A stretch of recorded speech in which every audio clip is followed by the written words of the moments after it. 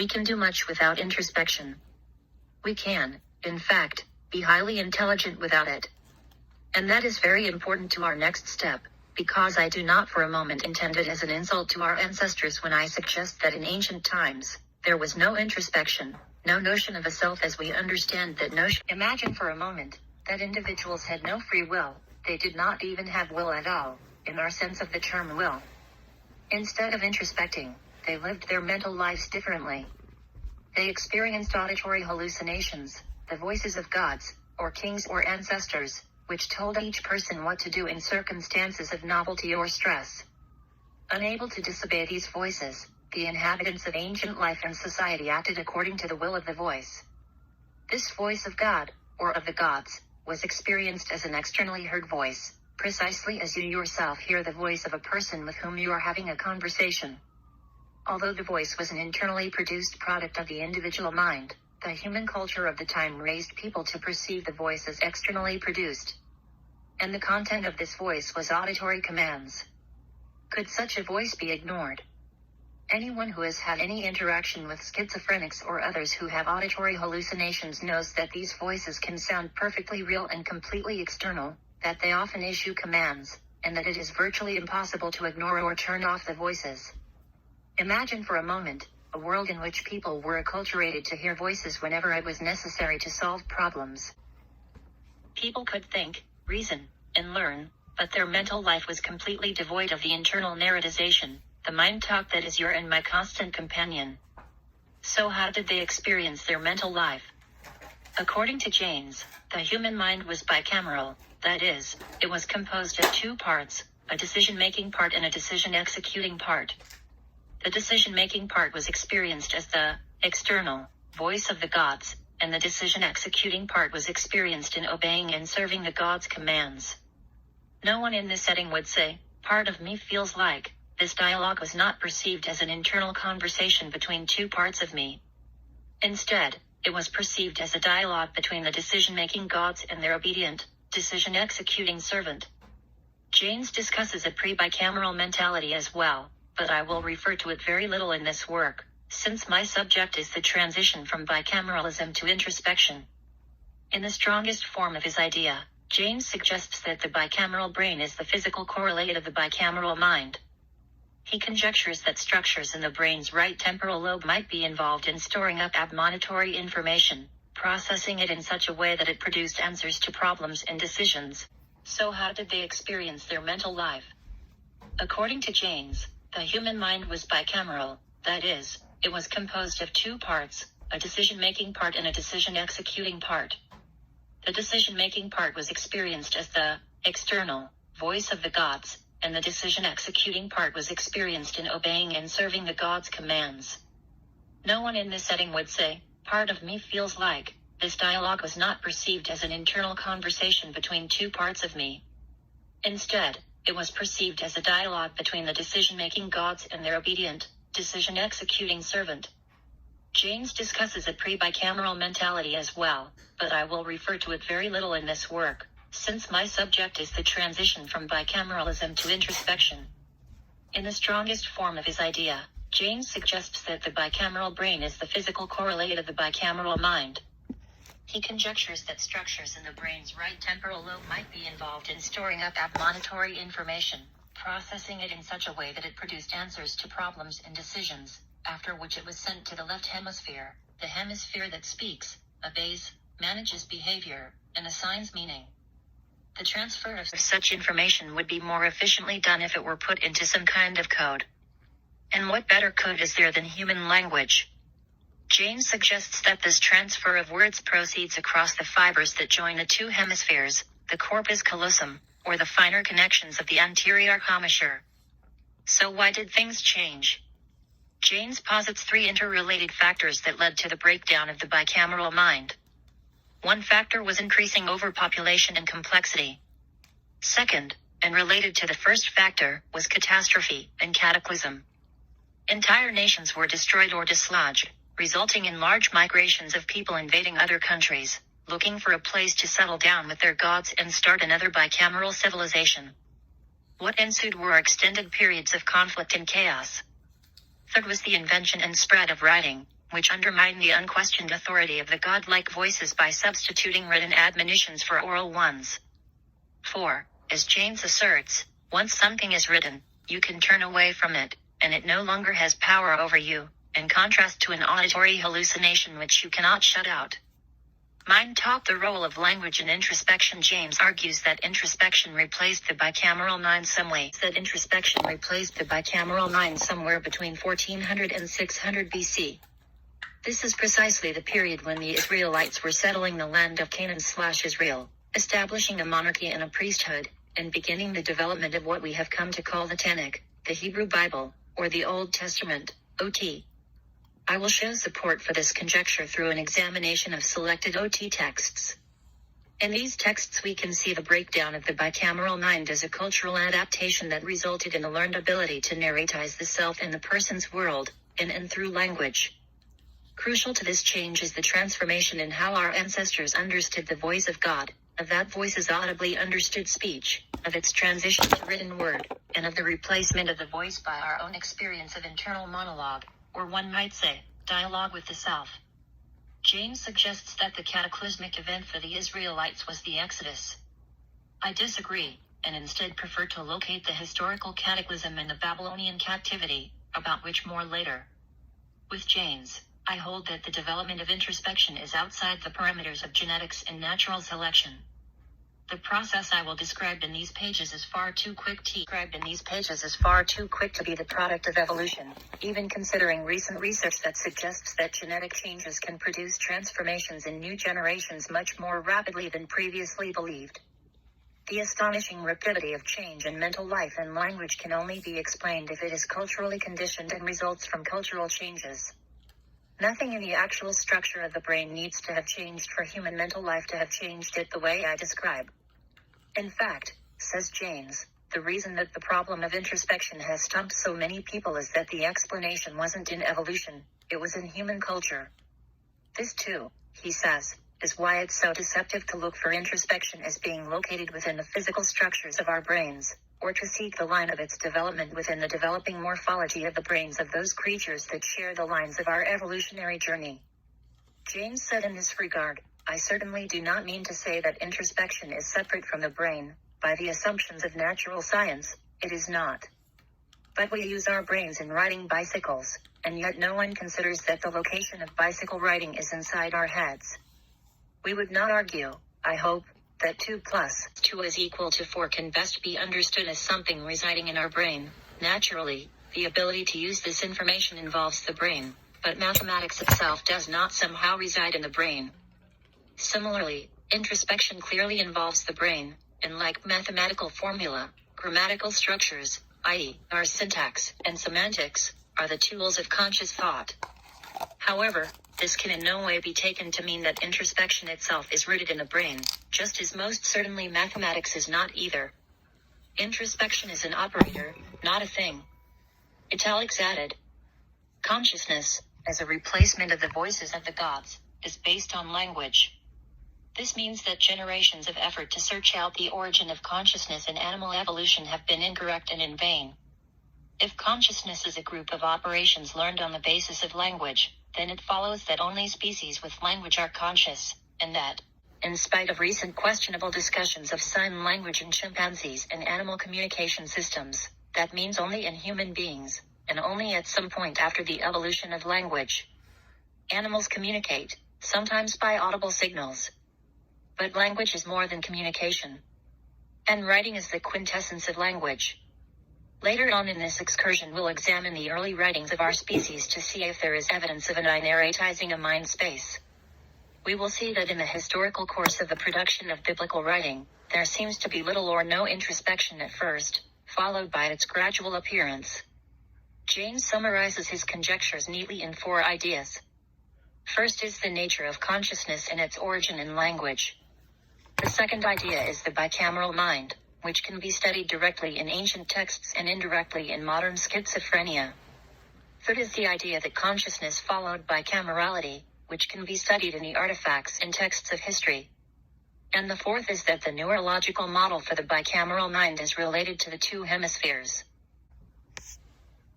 The idea that one needs language for introspection necessarily implies that infants are not introspective. Recall that we are defining the word introspection narrowly to mean the kind of narratizing mind talk that is essentially verbal. In this sense, introspection is learned by children between 2.5 and 6 years of age, in what is called a verbal surround, or the verbal community, as B.F. Skinner called it, O'Donoghue, 2001. Children fit themselves into the world of words and use words even before they know the meaning of them. In the meanwhile, normal children can have hints of bicameral existence. They can converse with imaginary playmates who are not at all imaginary to them.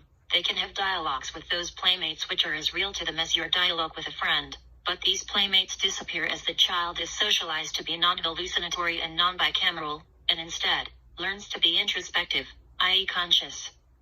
Children fit themselves into the culture in which they live. The capacity for introspection is innate, but innate does not mean inevitable. It means there is an inborn potentiality that can be made actual in a particular environment, depending upon the environment. An environment that acculturates us to interpret the workings of our minds as the heard voices of God, will ultimately produce adult minds that interpret the workings of our minds as the heard voices of God. An environment that acculturates us to interpret the workings of our minds as a dialogue with the self, will ultimately produce adult minds that interpret the workings of our minds as dialogues with the self. James said, a child from bicameral times brought up in our culture would be normally introspective, while a modern child if brought up in the UR of 3000 BC under the sovereignty of Marduk and the Great Ziggurat, would be bicameral. In a straightforward assertion that introspection is learned from the culture we are raised in, James said, just as if you raise a child in France, the child learns French, and if you raise a child in the United States, the child learns English, so if you raise a child in the post-bicameral world, the child learns consciousness, and if you raise the child in the bicameral world, the child learns bicamerality. James has articulated this in another, deeply striking way. It is a capsule statement of his thesis that is almost a standalone explication of his ideas. I think if you took any child today, and could give me an island and 200 actors and let me construct a culture with an expectation of hearing voices the way I have described it, that I could bring up a modern child to be bicameral. One can be socialized either way. Bicamerally, God speaks a command that is operative upon me, decision source executing the decision God speaks. I hear and obey or introspectively I make a decision that is operative upon me. Decision source executing the decision within the decision-making part of myself, I decide what is the course for me to take. Within the decision executing part of myself, I execute the decision that I made for me to take. Either way of understanding and experiencing my mental life is possible, depending on the culture that has raised me. Language and literacy are the foundation of the transformation from one to the other. Literacy, and the mental life that depends upon it, are part of your culture and mine. But the thread of literacy, and the thread of introspectively conscious mental life that rests on the scaffolding of literacy, is slender and fragile. Writing is recent, and introspection even more recent. They might not be inevitable. As Owen Flanagan, 2000, has put it, take any group of humans, fail to socialize them in the relevant literate practices, and these practices will simply not emerge, at least not for many thousands of years until the usefulness of literacy is rediscovered, if it is rediscovered. My cat can think, but does it introspect? Are we, who have become introspective so late in our species' life, alone on the planet in this regard? If introspection is learned on the basis of language, and enhanced by writing, then what does this say about animal introspection? A human master returning home at the end of the day might find the kitchen trash can turned over, chicken bones dragged out, and a dog whom the master describes as guilty looking. But is it guilt, or something that looks like guilt because we know that guilt is an emotion we would feel in the dog's circumstances? Human emotions are feelings experienced within a conceptual framework of time, that is, within introspection. At some point in the middle of the first millennium BC, shame becomes guilt. Fear becomes anxiety. Anger becomes hatred. And, most importantly perhaps, pain becomes suffering. In each case the former feeling is possible for animals, and also for pre-introspective bicameral people, but the latter emotion is the product of introspection, because it requires a feeling that is introspected within a narratized time-space. So returning to our dog, it knew a feeling of fear, Based on its behavioral experience, a trash can equals trouble from the master, but we surmise that this feeling of fear doesn't arise until the key is heard turning in the door.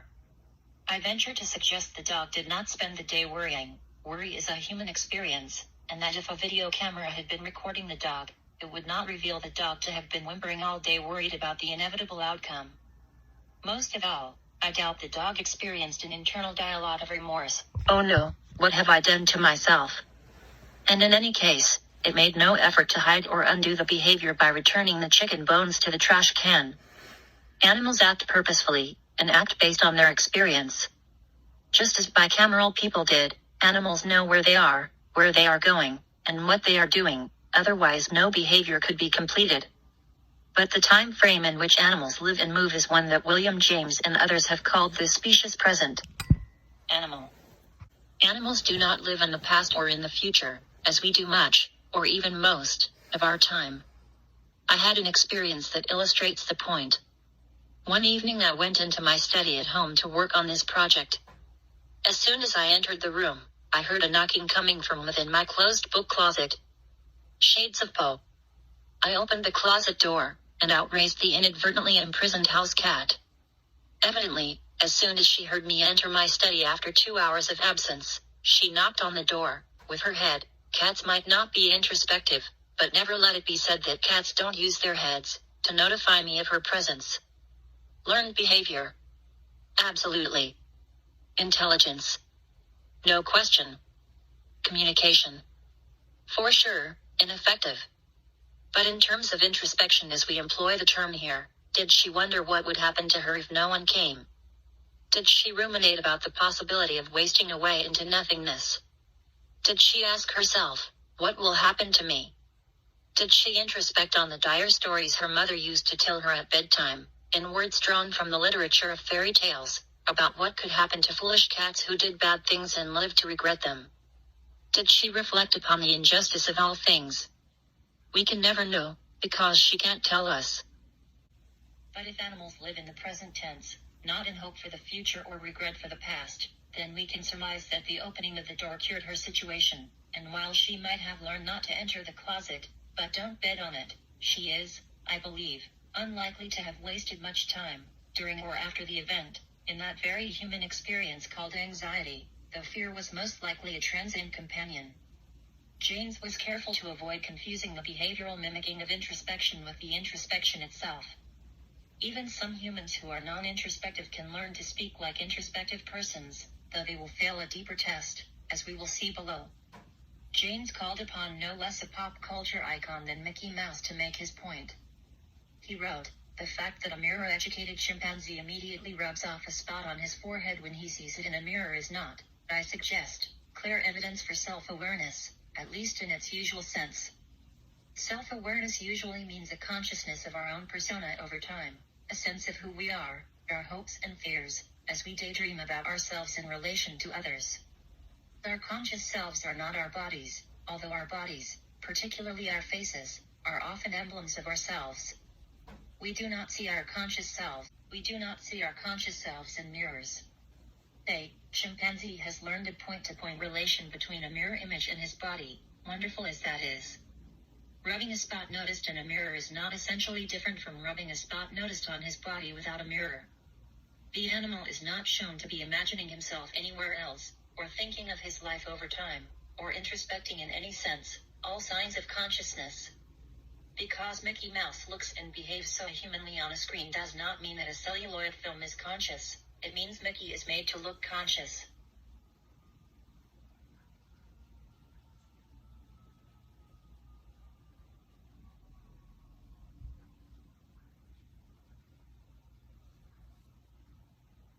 The world of metaphor, autism, and Rain Man if animals are not introspective in a human sense, is it possible that not all modern humans are, either?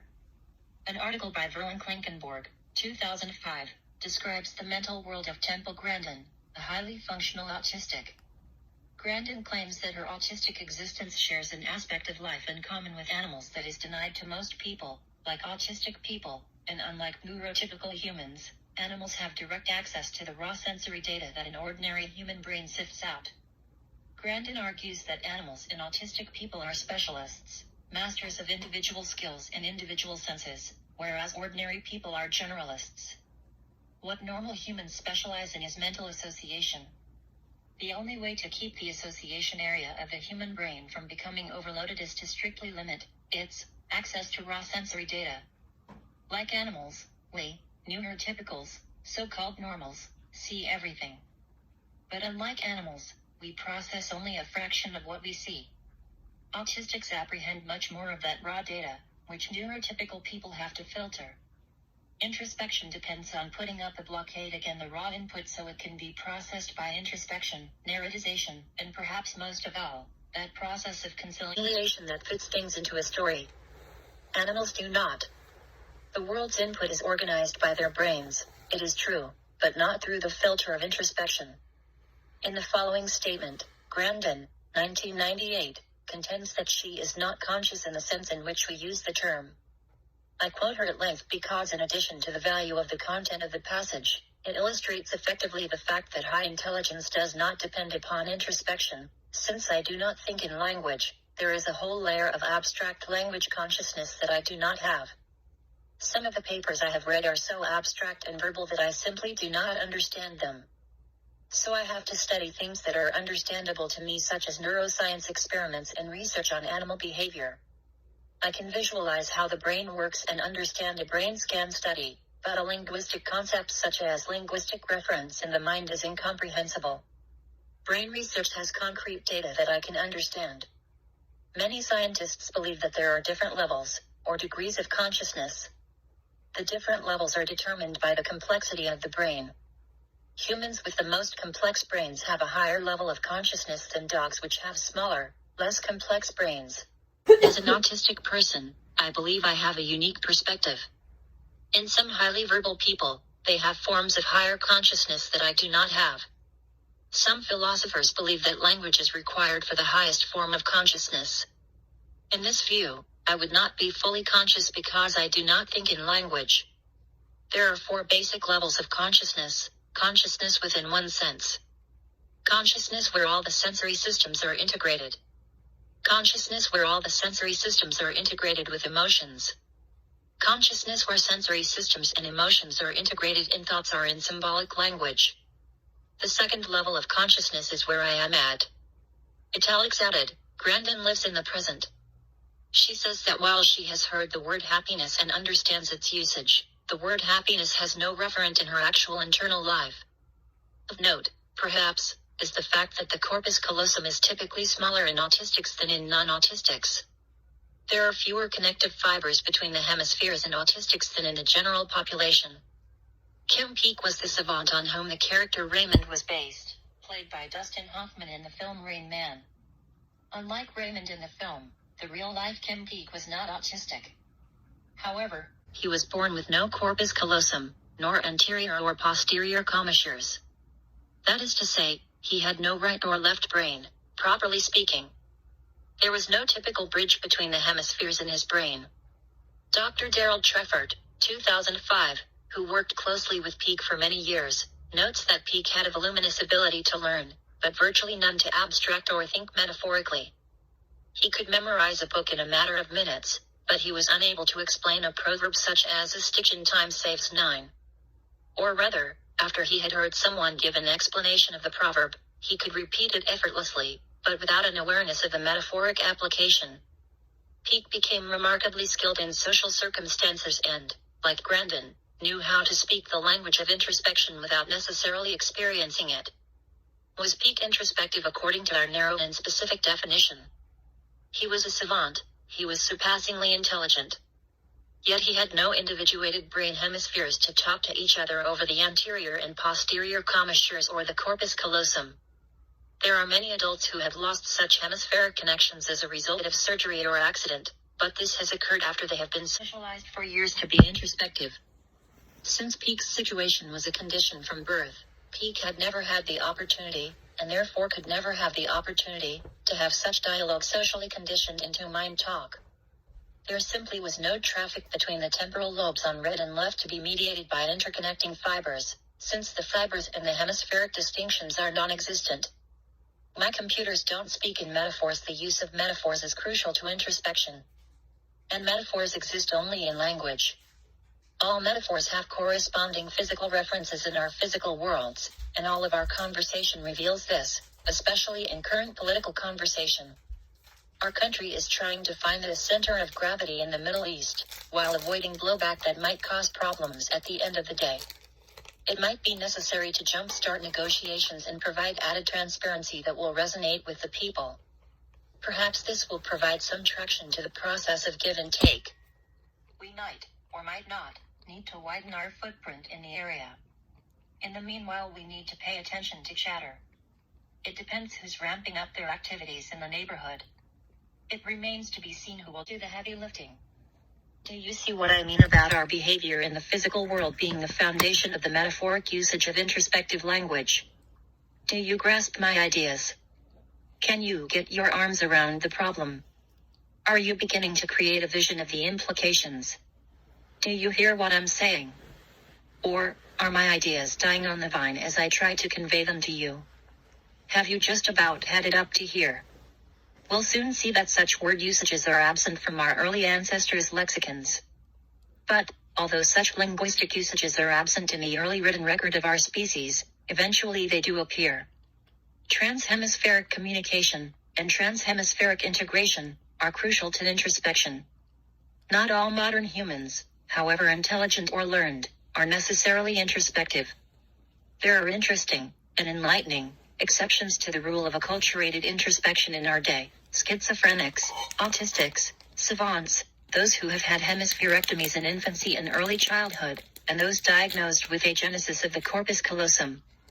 Using our working definition of introspection, to say that a person is not introspective is not an insult. The stories of Grendon and Peake are deeply human stories of extraordinary human beings. To ask if they are introspective, in our specifically delimited definition of the term, is not to question their intelligence or their humanness, not does it disrespect them.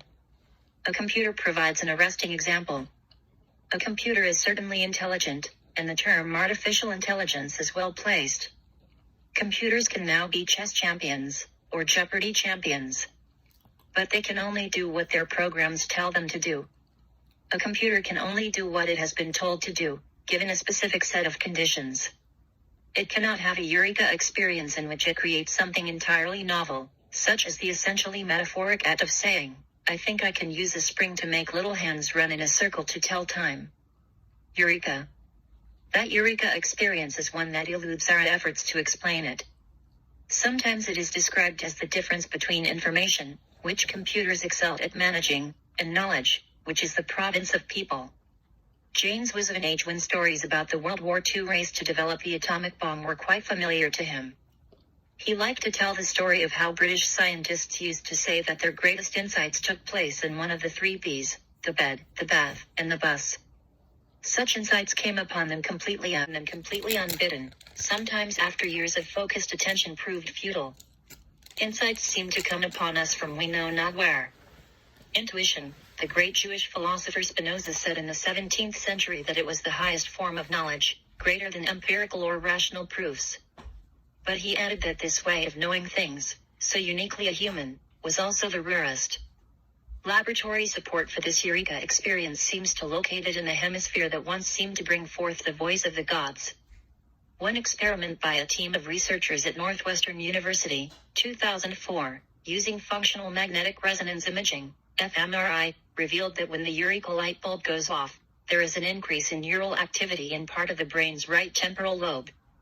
No inside effect was observed anywhere within the temporal lobe of the left hemisphere. Prior evidence suggests that the right temporal area, which is associated with insight, may be important for drawing distantly related information together when comprehending complex language. So it was, I believe, with Helen Keller's eureka moment. At the water pump with Annie Sullivan, Helen had no language capability.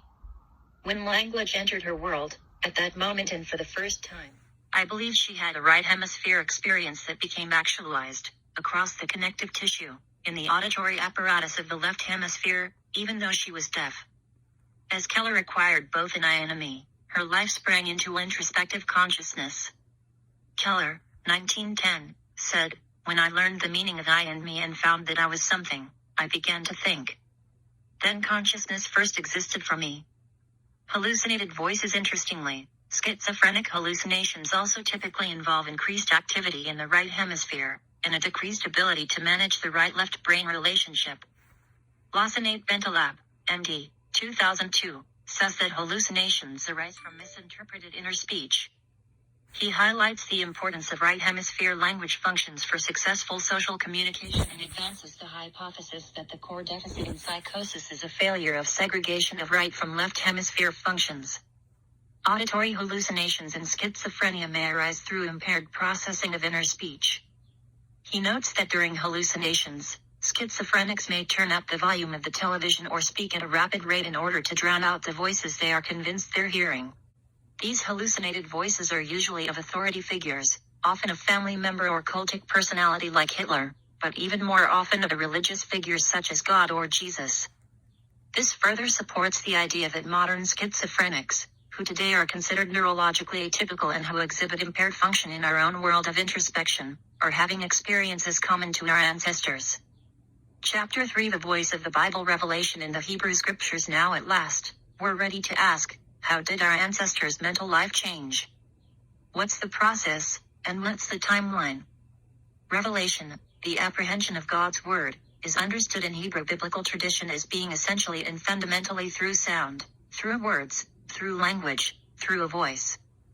A sound proceeding from an invisible source was considered a heavenly voice, later called a bat kol, based on the tradition that the revelation on Sinai was given in that way. Ye heard the voice of the words, but saw no similitude, only ye heard a voice. Deuteronomy 4:12. God is revealed to human beings through the organs of hearing, not through those of sight. This is not to suggest that visions are absent from the prophets' reported experiences.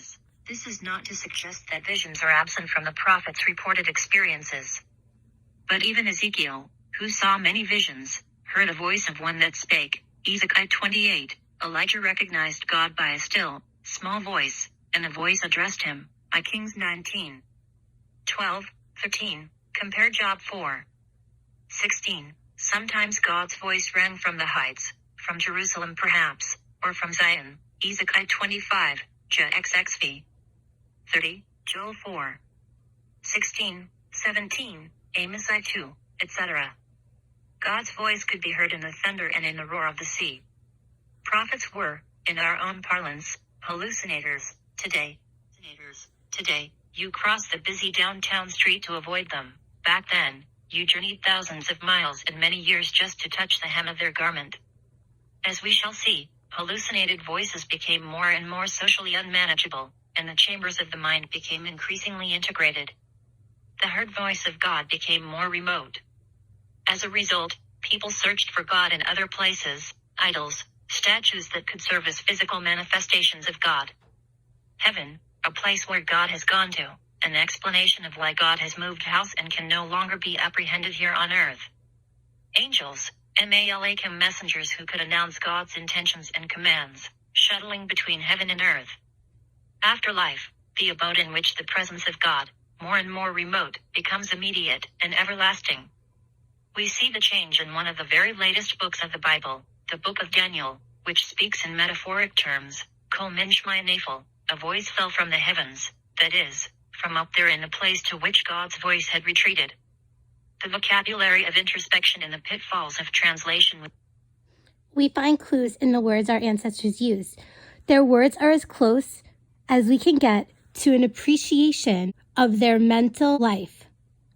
Janes wrote, if we compare the vocabulary between early and late Greek texts over the first millennium BC, or between early and late Hebrew texts over the same period, a dramatic change is obvious.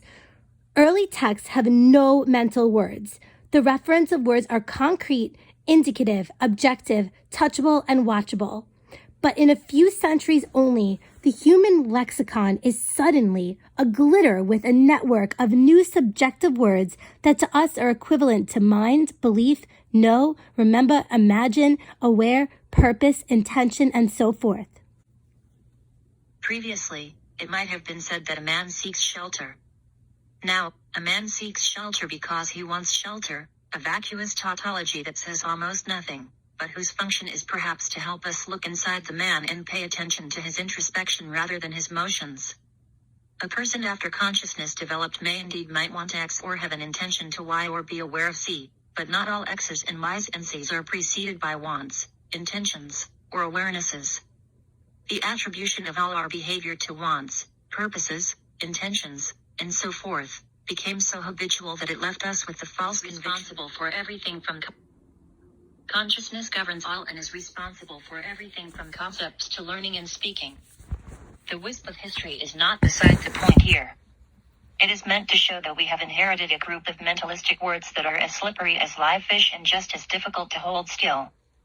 Those mentalistic words and their language of introspection are illustrated in the lyrics of a song made popular by the Byrds in 1965, To Everything, Turn, Turn, Turn, there is a season, turn, turn, turn, and a time for every purpose, under heaven a time to be born, a time to die, a time to plant, a time to reap, a time to kill, a time to heal, a time to laugh, a time to weep, to everything, turn, turn, turn, there is a season, turn, turn, turn, and a time for every purpose, under heaven a time to build up, a time to break down, a time to dance.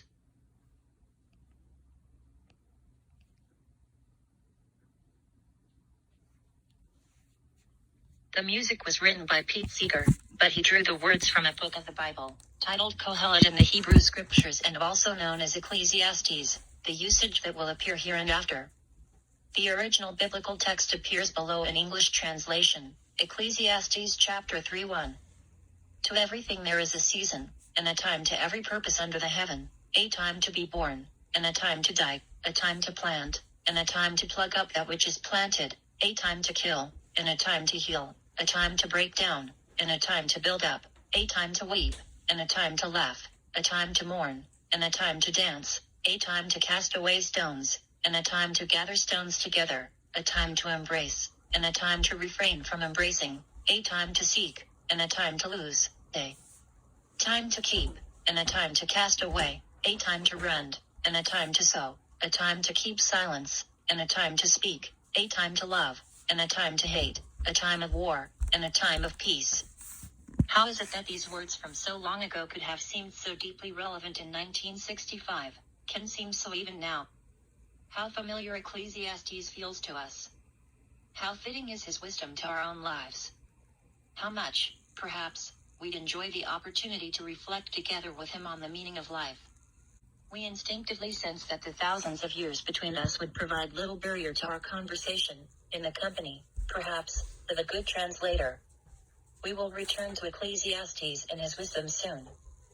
For now, I ask you to consider this. My purpose in this project is to examine the Hebrew Bible to see if Jane's conjectures are sound, based on the texts.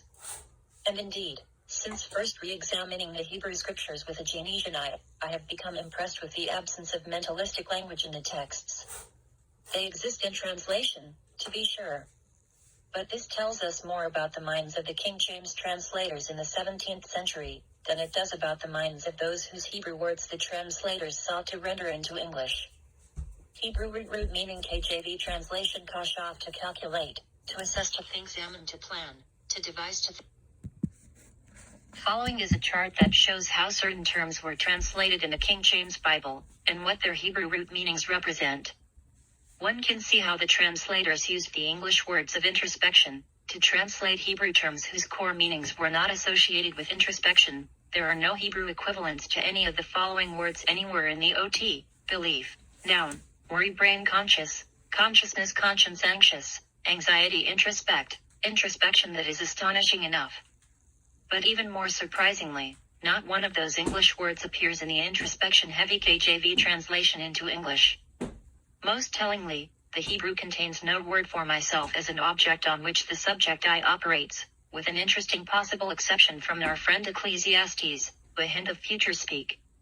He says, Ecclesiastes 1:15, not his customary amartiani bilibi, I said in my heart, but to bardiani im libi, I had a conversation with my heart. Our friend Ecclesiastes finds his way into the Bible, and thereby into Seeger's song, because our ancestors believed he was none other than King Solomon. This would put him quite early in the biblical composition process. We should be surprised, therefore, to find him so modern in his use of language. Follow the development of introspection. We must arrange the books of the Bible not in the order in which they are given as having been written, but in the order in which biblical scholarship arranges them, based on linguistic and historical analysis.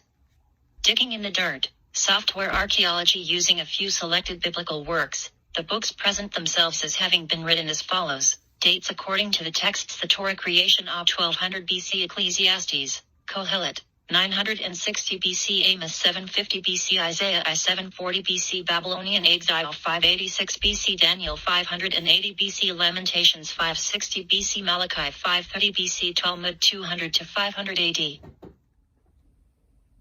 documentary hypothesis, the foundation of modern biblical scholarship, acknowledges that books are often predated for a variety of reasons. It suggests the following sequence of probable dates. There is some disagreement on these details. For example, Friedman, 1997, would move the Torah's composition to an earlier date. But the general sequence is widely accepted. So these are the dates according to historical analysis. Amos was 750 BC in Hebrew. Isaiah 1, 740 BC Hebrew. Babylonian exile, 586 BC. The Torah, 560 BC in Hebrew. Lamentations, also 560 BC in Hebrew. Malachi, 450 BC in Hebrew. Ecclesiastes, 250 BC Hebrew. Daniel, 160 BC, that's in Hebrew and Aramaic. Talmud, 200 to 500 AD, and that's in Aramaic.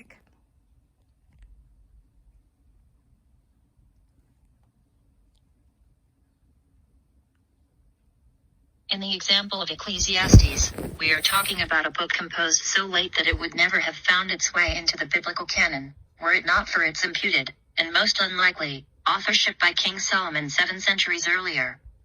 Putting the two charts above into a single timeline, we have what appears below, arranged chronologically from earliest to latest, left to right. I smile as I think how much James would have appreciated this left to right English language-based spatialization of time. The timeline is in black.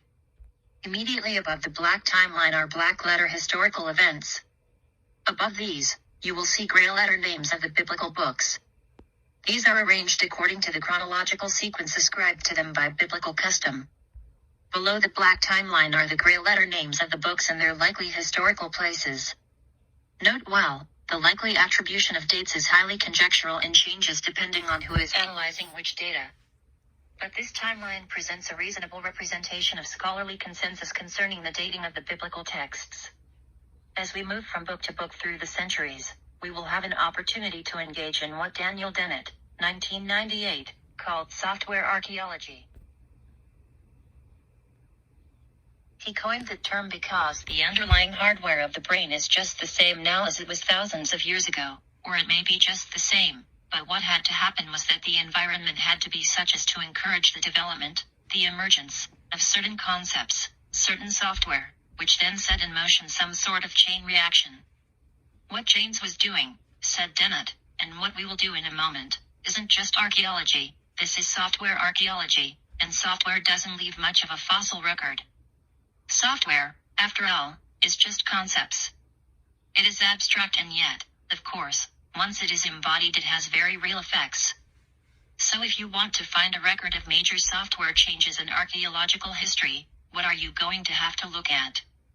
You are going to have to look at the printouts, but they are very indirect. You are going to have to look at texts. So, let's look at some texts. Chapter 4: The testimony of the texts. Excavations. I begin at the earliest text, that of the prophet Amos. Listen to him report the word of God, the product of his hallucinated hearing of the voice of God, and listen to how God, in Amos' report of his experience, threatens the people with the thing they fear the most, the loss of God's word. Amos 7:14-15. Then answered Amos. Amos 7:14-15. Then answered Amos, and said to Amaziah, I am not a prophet, nor am I a prophet's son, but I am a herdsman, and a dresser of sycamore trees, and the Lord took me while I followed the flock, and the Lord said to me, Go, prophesy to my people Israel. Amos 1 Hear this word that the Lord has spoken against you, O people of Israel, against the whole family which I brought up from the land of Egypt. Amos 4:1 Hear this word, you cows of Bashan, who are in the mountain of Samaria. Amos 7:16 Hear the word of the Lord. Amos 8:11 Behold, the days come, says the Lord God, when I will send a famine in the land, not a famine of bread, nor a thirst for water, but of hearing the words of the Lord. Italics added. Note the absence of introspection, rumination, or internal dialogue. Amos hears the voice. He would prefer not to hearken to it. I am not a prophet, nor am I a prophet's son, but to hear is to hearken in his world, and he has no choice. I say that again because it is crucial to our work. He has no choice. The prophet might be reluctant, cf. Jonah, but he cannot not obey the voice. He cannot not carry out its commands. He functions in this work, and we see it again in Isaiah I, who follows soon after, as an automaton, or a robot, or a computer that can only do what it's programmed to do. You may choose the metaphor you like, but that's how it was. In my decades of struggling with the story of the Akedah, the binding of Isaac, I've come to see it as one of the greatest tributes to how James is right about our ancestors. But all our modern beliefs, and more importantly, our modern introspection and its lexicon, get in the way of seeing the story. Here are the words. Genesis chapter 22:1. And it came to pass after these things that God tested Abraham and said to him, Abraham, and he said, Behold, here I am. 2. And he said, Take your son, your only son Isaac, whom you love, go to the land of Moriah, offer him there for a burnt offering upon one of the mountains which I will tell you. 3. And Abraham rose up in the morning and saddled his ass and took 2 of his young men with him and Isaac his son, and broke the wood for the burnt offering, and rose up and went to the place God had told him. 4. Then on the 3rd day Abraham lifted up his eyes and saw the place far away. 5. Abraham said to his young men, Stay here with the ass, and I and the lad will go yonder and worship and come back to you. 6. And Abraham took the wood of the burnt offering and laid it upon Isaac his son, and they went and took the fire in his hand and a knife, and they both went together. So pretty much what happens here is that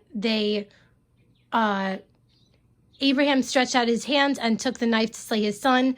And the angel of the Lord called him from heaven and said, Abraham, Abraham, here I am. Lay not your hands upon the lad, nor do anything to him. For now I know that you fear God, seeing that you did not withhold your son, your only son, from me. And Abraham lifted up his eyes and looked, and behold, behind him a ram thicket by his horns. And Abraham went and took the ram and offered him as a burnt offering in place of his son. And Abraham called the name of that place Adonai-Yireh, as is said today, in the mount of the Lord it shall be seen. And the angel of the Lord called to Abraham from heaven the 2nd time, and said, By myself I have sworn, said the Lord, because you have done this thing, and have not withheld your son, your only son, I will bless you, and in multiplying I will multiply your seed as the stars of the heaven, and the sand which is upon seashore, and your seeds shall possess the gate of his enemies. And in your seed shall all the nations of the earth be blessed, because you have obeyed my voice. So Abraham turned to his young men, and they rose up, and they went to Beersheba, and Abraham lived at Beersheba. What is the story about?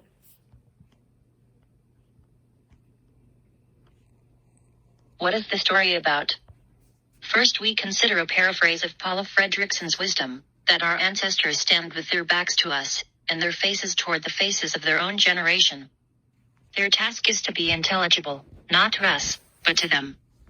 We read their stories with all of our assumptions and all of our prejudices, according to our own mental software. But their mental software was different. We must be wary when we encounter the same words used thousands of years ago, that we use today.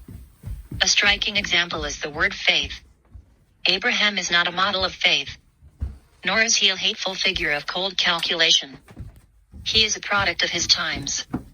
He hears and obeys. Period. Full stop. He cannot not obey the voice once he hears it. His response to the voice is Hanini, here I am, or perhaps better, I'm now ready to receive your instruction. The story might have as a subplot the principle that child sacrifice is forbidden. It might be a reworking of a story in which child sacrifice is approved, especially the ritual sacrifice of the firstborn, all of whom belong to God. But whatever the story's point is, Abraham's non-introspective mental state is clear. Regardless of how we think about how a person might feel in his situation, he is a person who is not like us. T.